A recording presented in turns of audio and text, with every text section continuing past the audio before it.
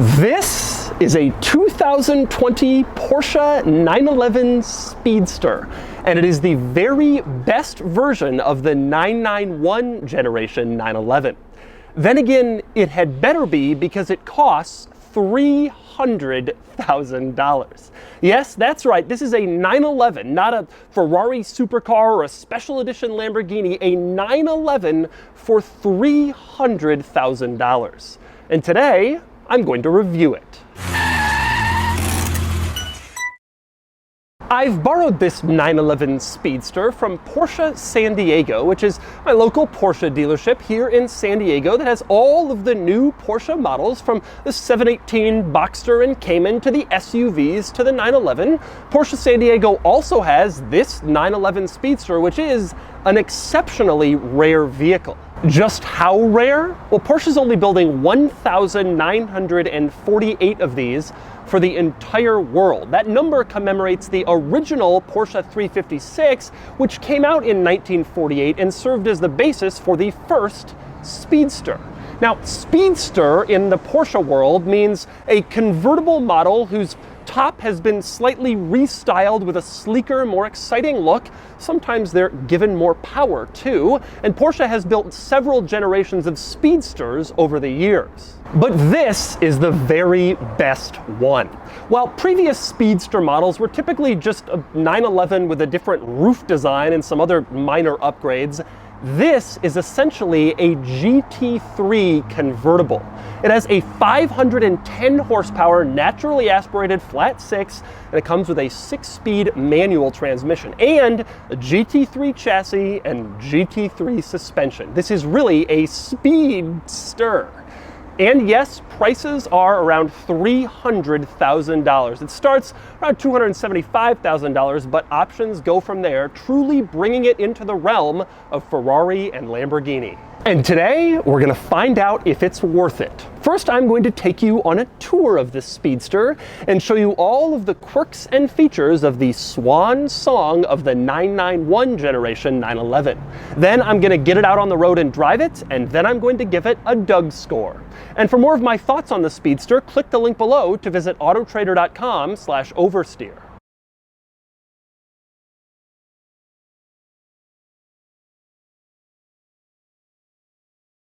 All right, I'm going to start the quirks and features of the Speedster in the obvious place, and that would be the roof, which is very different from the roof in all of the other 911 cabriolet models. First, a little history lesson. When the Speedster was originally conceived in the 1950s, it was designed for Southern California's sun. The theory was you would pretty much always keep the roof down or off, and so the car was designed to look its most beautiful with the roof off. And that tradition continues today. There's a few ways Porsche has done that on the latest Speedster. One is the windshield. This windshield is actually raked at a steeper angle than the standard 911 cabriolet windshield, which is supposed to contribute to like a sleeker, more aerodynamic look when the roof is down. You also have these humps in the back behind the seats on the rear deck lid that just look really cool. And those two items are supposed to contribute to giving this car a different, more beautiful look than the regular 911 cabriolet. Now, the main result of the fact that this car was pretty much always intended to be used with the roof down is that the roof is kind of an afterthought. And that means that putting it up or down is quite a bit more complicated than it is in regular 911 models. Let me show you what I mean. All right, so let's say you're in your 911 Speedster and you want to put the roof down. Now, to start the process, you have the same switch in the center console as every other 911 cabriolet. It basically shows a 911 with the roof off. You pull that switch and then some interesting things start to happen. As you can see, the back part of the top just popped up and the rear deck lid popped open. From there, the entire rest of the process is manual. No electronics involved. You walk to the back of your car and then you open up the rear deck lid yourself until it's in this position. Then you come around to the front. The top had already unlatched earlier when I pulled the button, and you push the top back and it folds into this area back here.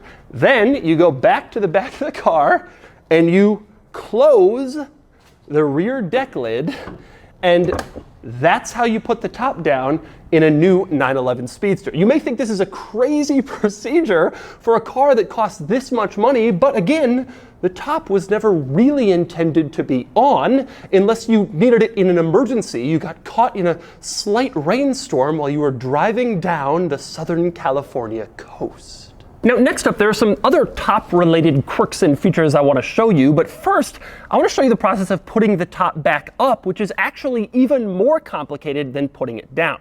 All right, to start it, you go back to the center console. There's a switch with a 911 with the top up. You pull on that switch, and then that happens. That's it. That's the only automated part of this process until the very end. The deck lid has popped itself up, and then you come around to the back, and you open up the deck lid the rest of the way again. Then, from there, you pull on the roof and kind of get it back into place near the top of the windshield. Then, you go back to the deck lid, you close it back into place and latch it down. Then, once you've closed the deck lid, you have to manually come up to the back of the top, to these little parts that are stuck up, and push them back down so they latch into place. Then, once you've finished with that, you can go back into the car, pull on the top button again, and it will manually latch the top down, and only now is it fully closed. You can see the windows going up to complete the process. It's quite an interesting experience putting the top up or down in the Speedster. And next up, let's talk about a couple of other interesting quirks and features that result from this unusual top design. One of them is undoubtedly this incredibly tiny rear window. I've been in a lot of cars, a lot of small rear windows. This is one of the very smallest I have ever seen. It is certainly not intended to be functional and reinforces the idea that this top is only to be used when absolutely necessary. And next up, another interesting thing that happens with this whole top and rear deck lid design. Let's say you want to access the engine. Well, you can't. Now, in a lot of modern Porsche GT cars, you can't access the engine at all because it's covered. But in this, they take it a step further. When the roof is in place, you can't get back here at all because those cloth pieces in the back part of the roof are latched in place, so you can't open this rear deck lid. If you go over to the driver's door sill, there's a switch in there that you can pull to open up the rear deck lid in normal circumstances, but when the roof is in place, that switch is disabled, nothing happens, you can't open it. Now, when the roof is down and those things are no longer keeping it latched in place, you can pull that switch in the driver's door sill and the deck lid will pop open once again, just like it does when you're putting the top up or down. And from there, you have access to the engine, but not really. This is all you get. Obviously very little, a couple of fans, and it says 4.0, and that's the extent of your engine seeing in your Speedster. You're not allowed to see it yourself. Porsche wants to leave that to the trained professionals. With that said, you can see a couple of caps over on the left, so you can add oil or coolant if necessary, but that's pretty much all you can do. The rest of the engine is just tucked in there, out of view. And next up, another interesting item you can see with the rear deck lid open is the roll bars. These items back here that don't look particularly nice are in fact functional. When this car detects that it's about to roll over, those things have explosive charges in them. They shoot up through the bodywork in order to make sure that the car doesn't like squish your head when it rolls over. They're designed to support the weight of the entire vehicle. And with the rear deck lid closed, you can see these little panels in the back of the deck lid. That's where those roll bars are designed to shoot out of so they don't damage the entire deck lid. Instead, they just kind of go through those things and you just replace those after your rollover accident. These pieces are usually hidden in most convertibles, but in this one, they're in plain sight whenever you have the rear deck lid open. But anyway, next I want to move on to some other Speedster quirks and features beyond just the unusual roof situation, and I want to start with the seats. Ultimately, this car is a GT3 at its core, and so it has GT3 style seats. These are heavily bolstered sports seats designed to keep you in place on the track. You don't have like 26 ways of adjustability with these seats. Instead, they are pretty much stuck in place. You can move them forward or backward, up and down, and that's about it. You better hope you fit. And next up, speaking of the seats, another interesting item in this car, it does not have back seats. 911 cabriolets typically have back seats, but this one does not, which is more typical of the GT3. Now, instead, it has large storage compartments behind the front seats. You can reach your hand in here, and it just goes on and on. I don't know how deep it goes, though, because these sports seats prevent you from actually reaching in there and using these cargo compartments to their fullest extent. But they're back there if you need to use them in a pinch. Just good luck actually getting in there in case something goes very far inside. And next up, speaking of the seats, another interesting item. Between the seats, there's a plaque that says Porsche 70 on it, I guess for the 70th anniversary of Porsche. And below that, you have the serial number of your particular Speedster. This one is number 0858 of 1948. So these are numbered cars. You know they built exactly 1948 of them, and you know exactly where your car stands. And next up, many of the rest of the notable Speedster-related items in this car are badging-related, and there are quite a few Speedster reminders. You have, of course, a badge in the back that says Speedster to tell you what you have. There's also a badge on the deck lid on the sides by your hump behind the seats that says Speedster on it. When you open the door, Speedster is on the door sill, and it lights up to remind you what car you're in. And you have Speedster on the headrest for the seats. It's stitched in there, both seats. Says Speedster. Same deal on the gauge cluster. There's another Speedster badge right in the middle reminding you what you have. But my very favorite Speedster badging is electronic. If you leave a door open in your Speedster, the little screen in the gauge cluster shows the door open with an actual Speedster instead of just a regular 911 Cabriolet. Although it's worth noting they kind of had to do that because in the Speedster you can open the rear deck lid. That's a part that other 911s don't have, and when you do, they have to show you that that rear deck lid is open, and so they kind of needed a specific graphic for the Speedster to do it, and so they have one. But there are many Speedster reminders inside this car. And next up, one more Speedster badge in this car comes on the dashboard, and specifically on your cup holders. There's this little carbon fiber strip, and it says Speedster on it, and it leads you to what are, in my opinion, the finest designed cup holders in the car industry. All right, you open up this little carbon fiber strip, and then you can push out the cup holders. That's not particularly interesting, but the cool part is you can then push the carbon fiber strip back into place. And that way you don't have to look at the ugly inside cup holder mechanism when the cup holders are out, because this strip has little cuts in it that allows it to be closed even when the cup holders are open. I find this to be brilliant. Most Porsche owners hate this cup holder design. Porsche has been using it for years. They're finally going away from it, but I think that's a shame because it's a real triumph of cup holder engineering, in my opinion. Next up, another interesting item in this Speedster. You go to the door panel and you can see instead of traditional door handles, this car has fabric loops. Now, if you ask Porsche, that's to save weight, which I find to be absolutely ridiculous because they're literally next to the power windows, which add tremendous weight. If you really wanted to save weight, you'd put in manual windows, but Porsche knows its customers won't stand for that, so instead they kind of pay lip service to weight savings with these ridiculous fabric door pulls. I think it's a total gimmick, but it's kind of a cool one. Now, next up we move into the middle of the car, and as you can see, this thing has a manual transmission, which makes it even more special in my opinion. All of the 911 Speedster models have a manual, true manual with 3 pedals, and here's the cool thing, right below the shift lever there's a button marked auto blip. You can press that button, and then when you want to downshift, it will automatically blip the throttle for you. You know your car is cool when you have a button that says auto blip. And speaking of buttons in that area, a couple worth noting. One is the fact that there's a button in that center console that you can push that will raise the rear spoiler. You press the button, the spoiler goes up. You press it again, the spoiler goes down. This allows you to drive around with the spoiler up just in case you want everybody to look at you. And in case there aren't enough people looking at you, another button in this center console turns on the exhaust. You can see it looks like an exhaust. You push it, and the sport exhaust in this car turns on, and it's quite nice. Take a listen.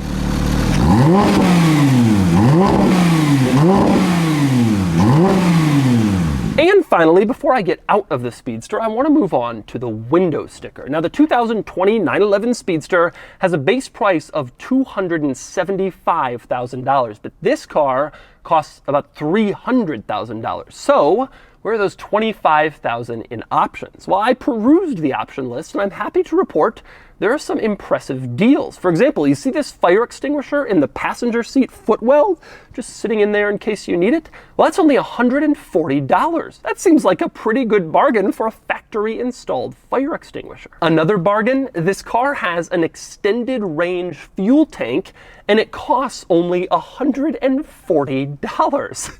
That's a deal. I don't know how big the regular fuel tank is, but if you could extend the range by even only 50 or 80 miles with the extended fuel tank for $140, I would go with that. Now, also on that window sticker, I've identified the option that is the worst deal, and that would be the headlight system cleaning cover in exterior color. This tiny little thing is normally black, but if you pay $300, they'll paint it red. For this tiny little thing to be painted, it costs $300. A ridiculous waste of money, but when you're spending $300,000, I guess $300 for a little painted cover kind of makes some sense. And next up, moving on to the outside of the 911 Speedster, one cool item I like is inside the fuel door. That would be the fuel cap, which looks really cool. This isn't your standard ugly plastic fuel cap. Instead, it's much more fitting of a $300,000 car. And next up, another interesting item on the outside of the Speedster. You have these wide flared rear fenders like a GT3, and on them you have this black wrap, which looks pretty cool. This is reminiscent of 1980s 911, specifically the 80s 911 Speedsters that all had this black panel wrapped as well. It's a very nice kind of carryover into the modern era for the new car. And also, since I'm in this vicinity, it's worth mentioning the wheels. This car doesn't just have typical 911 wheels. Instead, like a GT3, it has center lock wheels like you would find on a race car. They're really committed to the GT3 thing for the Speedster. It basically is a GT3 convertible with a really weird top. And finally, I'm going to move on to the front of the 911 Speedster in the cargo area. But before I get in there, I want to talk about the Porsche emblem. As you can see, it is a decal. Now, on most Porsche models, there is a metal emblem in front, but on this Speedster and on like the GT3 and similar cars, Porsche puts on a decal in order to save weight. This car has an infotainment system with a touch screen and navigation and LED headlights and like $6,000 worth of interior stitching on all the leather pieces, and yet they've saved 0.4 ounces in the front by turning the Porsche emblem into a decal. One of the great questionable maneuvers of modern automobiles. But anyway, moving into the cargo area. To get in here, you go into the driver's door sill. There's a little switch you can pull, and that puts the front trunk in this position. Then you go under here, and you unlatch it, and you open it right up. And you can see the front trunk is reasonably sized, fairly big for a car like this, good enough for a couple of weekend bags. My very favorite thing about this front trunk is this like bag on the back side of it. What is this thing? It turns out you open it up and there is a wind deflector in it, the world's smallest wind deflector. I guess this matches the shape of that world's smallest rear window for when the roof is down. You can stick this in place and deflect the wind. It's ridiculous looking, and I imagine no one will ever use it. And so those are the quirks and features of the new 911 Speedster. Now it's time to get it out on the road and see how it drives. All right, driving the 991 Speedster, the swan song of the 991 model range. First thing you notice about this car, the transmission is so sweet. I know dual clutch is faster, I get it. But this is how a convertible, powerful Porsche should be operated. It feels so natural. I drive a lot of manual cars. There are some good ones, there are some bad ones, but Porsche makes the best ones. There's absolutely no question about it. By far the best manuals. The shifter action feels so good, so perfect, so right. The clutch pedal feels so good. I'm not a huge Porsche guy. I'm not like all these other people. The stitching in this 1984 model is only made for one model year and it's perfect. I don't get into that stuff. It's not me. But I do like a car that drives well. And this car drives well. And it feels so good to drive. Oh, Man, the thing I love about this car, which is also the thing I loved about the 911R, it's not excessively fast. A lot of modern cars, modern performance cars, are too fast. And they're fun. You floor them and it's like, oh my God! But this is just the perfect amount of fast. Controllable, use the whole car, enjoyable. This is how I would want a performance car, which is fast enough to get into trouble, but not so fast that you get into trouble without realizing it. You have to decide to get into trouble in a car like this. The shifter action is just so good. It feels so fantastic, just absolutely perfect, and the clutch is so good. And that's the thing about Porsche making manual cars. You want them to keep doing it because they do it so well. And it steers and handles so well. The steering precision is not on the level of some exotics, there's no doubt about that. Huracan 488, those cars are better. They drive a little bit better, they steer a little better, they feel a little quicker to turn and more precise. But there's just something about a good, well-balanced 911 convertible that makes the car feel so desirable. It's just such a complete package. And so that's the 2020 Porsche 911 Speedster. I love convertibles, so for me, this car is perfect. You get the driving experience from a 911 GT3, but you get the open air feel of a 911 Cabriolet and a manual transmission. And they aren't making that many of them. Production numbers are fairly low, so values will probably stay pretty high. What's not to like? Well, I guess the price tag. It's pretty expensive, but good things tend to be. Anyway, now it's time to give the new 911 Speedster a Doug score. Starting with the weekend categories and styling, the Speedster looks good, but it's also very familiar. It looks a lot like other 911s, and it gets a 7 out of 10. Acceleration does 0 to 60 in 3.8 seconds, and it gets an 8 out of 10. Handling is sharp, but not modern mid-engine exotic sharp, and it gets an 8 out of 10. Fun factor is the best. This car is a GT3 and a convertible and an amazing driving experience all rolled into one, and it gets a 10 out of 10. Finally, cool factor, and this car is reasonably cool, but not hugely so. This won't turn heads like a Ferrari or a Lamborghini or McLaren, and it gets a 7 out of 10 for a total weekend score of 40 out of 50. Next up are the daily categories and features. This car is reasonably well equipped, but being the last version of an outgoing model, it's missing some important new tech, and it gets a 6 out of 10. Comfort is a bit harsh for a 911 Cabriolet due to the GT3-ness of this car, and it gets a 4 out of 10. Quality is excellent, like most Porsche models, and it gets a 9 out of 10. Practicality is low, however, due to the roof situation and no back seats, and it gets a 2 out of 10. Finally, value, and this is a tough one. This is an expensive car, but it's also a limited car and probably the best 991 model 911. Still, they're making a lot of them, relatively speaking, and I wouldn't be surprised if prices drop more than usual for a limited Porsche. It gets a 6 out of 10 for a total daily score of 27 out of 50. Added up, and the Doug score is 67 out of 100, and here's where it stands against some other expensive modern sports cars and especially convertibles. It's no match for Ferrari or McLaren or even Porsche's own GT2 RS, but the Speedster is a very cool car that will have significant appeal to many Porsche fans.